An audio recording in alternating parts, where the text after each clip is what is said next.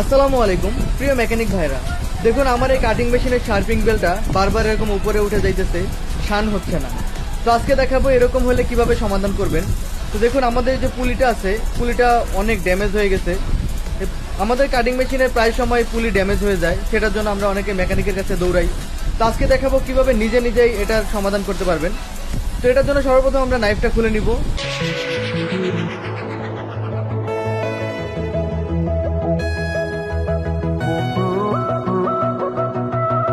আমাদের এই ডান পাশের উপরের পুলিটা খোলার জন্য প্রথমে নিচের পুলিটা খুলে নিতে হবে, অন্যথায় উপরের পুলিটা খুলতে পারবেন না। পুলির উপরে যে রাবারটা ছিল রাবারটা খুলে নিলাম। এবার পুলির মধ্যে যে পিনটা আছে ওই পিনটা আমরা খুলে নিব। এই যে পিনটা খুলে নিলাম।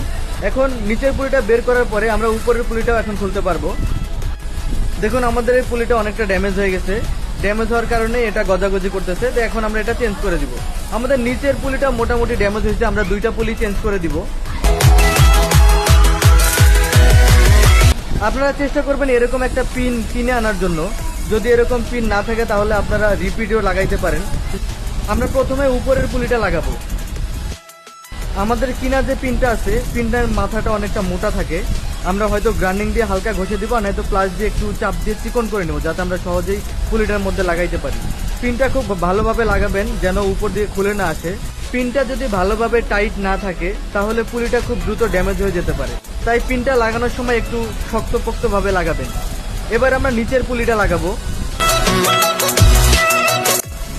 নিচের পুলিটা লাগানোর সময়ও পিনের মাথাটা একটু বাঁকা করে নিব, যাতে সহজে ঢোকাতে পারি।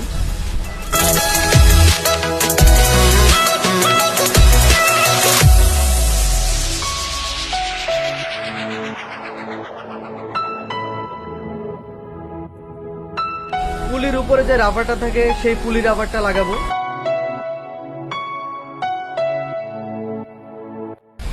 এখন খেয়াল করুন আমাদের পুলি কিন্তু একটুও গছতেছে না।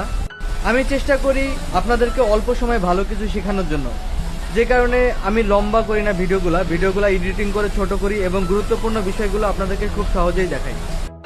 পুলি লাগানোর কাজ শেষ, এখন আমরা নাইফটা সেটিং করব। নাইফ সেটিং করার সময় খুব সাবধানতার সাথে নাইফটা লাগাবেন। প্রয়োজনে এরকম একটা ফেব্রিক দিয়ে নাইফটাকে চেপে ধরে সুন্দরভাবে লাগাবেন।